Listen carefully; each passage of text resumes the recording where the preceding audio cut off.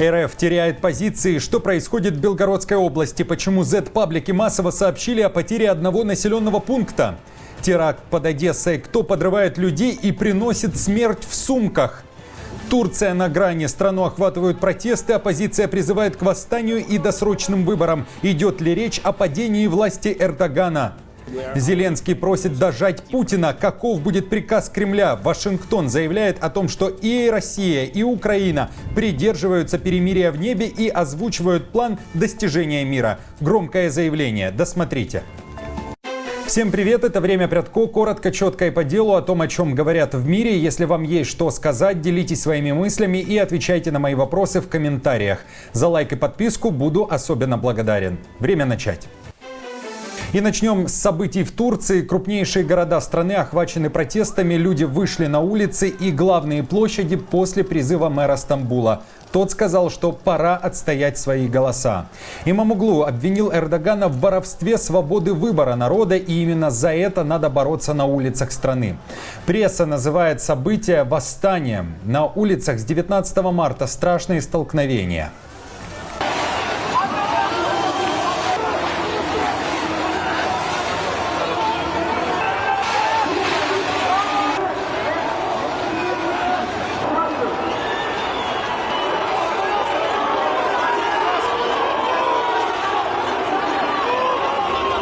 Эрдоган должен уйти. На это намекают другие оппозиционеры в стране. В частности, мэр Анкары Мансур Яваш призвал к проведению досрочных президентских выборов.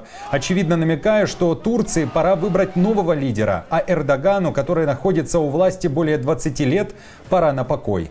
Заявление Яваша, отмечу, прозвучало на фоне ареста Имамоглу. Мэр турецкой столицы считает, что если бы Имамоглу не бросили за решетку, тогда не было бы такого ажиотажа на праймерис основной оппозиционной партии Турции по определению кандидатов на вероятных досрочных президентских выборах.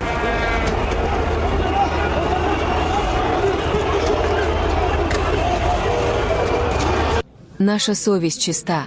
Мы высоко держим голову. Решение, которое было принято несправедливо, незаконно, не имеет никакого отношения к справедливости. Все принятые решения являются политическими. Мы продолжим идти своим путем. За событиями в Турции, несомненно, следят во всем мире. Накануне сторонники турецкой оппозиции вышли на улицы Германии в поддержку арестованного мэра. Во Франкфурте 2000 человек собрались у офиса Республиканской народной партии, требуя освободить политика и поддерживая его как будущего президента Турции. Наш мэр Стамбула, был арестован в Турции, и мы все знаем, что он будет следующим президентом Турции, и мы хотели бы поддержать его в разных уголках мира. Вот почему мы все здесь. Все турки со всего мира собрались здесь прямо сейчас, и мы, по сути, олицетворяем настроение следующего президента Турции. Имамоглу обвиняли в коррупции и связях с террористами, но он все отрицает. Его арест – часть масштабных репрессий, заявляют соперники нынешнего президента, так как уже 6 мэров от оппозиции находятся за решеткой после провала партии Эрдогана на муниципальных выборах, уточняет Рейтер. Отмечу, что в Турции проживает большое количество как украинцев, так и россиян. В соцсетях протесты они называют турецким Майданом. Также напомню, что президент Турции уходить никуда не собирается. Он жестко критикует протесты и оппозицию, которая призывает людей выходить на улицы. Напомню, что президентские выборы в Турции должны пройти в 2028 году. Как считаете, дойдет ли до досрочного переизбрания? Какова судьба ждет Эрдогана? Пишите свои варианты в комментариях. Теракт в Украине, экстренная ситуация в Одесской области, сильнейший взрыв прогремел в здании полиции. Неизвестная женщина зашла в здание с пакетом, в котором предположительно находилась взрывчатка. В результате женщина погибла, 3 полицейских получили ранения. Сейчас правоохранители выясняют мотивы и возможных организаторов. Напомню, что это уже не первый подобный случай в Украине. Лишь в феврале в Николаеве женщина взорвала себя и группу военных. Взрыв произошел, когда она она подошла к ним с сумкой на улице. В Украине не считают этих людей террористами-смертниками. В СБУ заявляют, что часто люди не знают, что несут в пакетах, так как это либо обычные курьеры, либо те, кто согласился за некую оплату донести пакет или сумку к месту назначения. После взрывчатку дистанционно приводят в действие. В Украинской службе безопасности считают, что за подобными взрывами стоит Россия, так как эти теракты направлены в основном против украинских военных. РФ теряет позиции в Белгородской области. Волна подобных сообщений накануне прокатилась по Z-пабликам. В частности, речь идет о потере населенного пункта Демидовка. Эту информацию пока не подтвердили официальные источники ни с российской, ни с украинской стороны. Но российские военные блогеры сообщали, что прорыв в ВСУ все-таки был. Итак, хронология была такой. По данным Z-пабликов, российские войска отступили, что позволило украинским силам занять населенный пункт. Потом информация изменилась и сообщалось, что бои продолжаются. Украинские военные пока не закрепились в селе. Кроме того, в сети была информация о том, что российские войска пытаются отбить Демидовку, но ВСУ успешно разминировали дороги и расчистили заграждения. Украинские источники официально не подтверждают этой информации. Зеленский потребовал от США дожать Путина. Кремль должен отдать реальный приказ о прекращении ударов по Украине. В Киеве говорят, что кто войну принес, тот ее должен и забрать. Такое заявление президента Украины прозвучало буквально несколько часов назад, в то время как в Саудовскую Аравию прибыли делегации России и Украины на переговоры. Правда, говорить они будут не между собой, а с американцами и по очереди. Представители Киева и Вашингтона уже встретились. Сейчас, после прошлой встречи в Саудовской Аравии, в Джидде, абсолютно всем в мире понятно, что Россия единственная, кто затягивает эту войну. Единственная, кто ее сюда принес и кому надо ее продолжать. Уже с 11 марта есть предложение безусловного прекращения огня, и такие удары уже бы прекратились. Но именно Россия продолжает все это. О чем бы мы сейчас ни говорили с нашими партнерами, нужно дожать Путина до реального приказа прекратить удары. Кто эту войну принес, тот и должен ее забрать.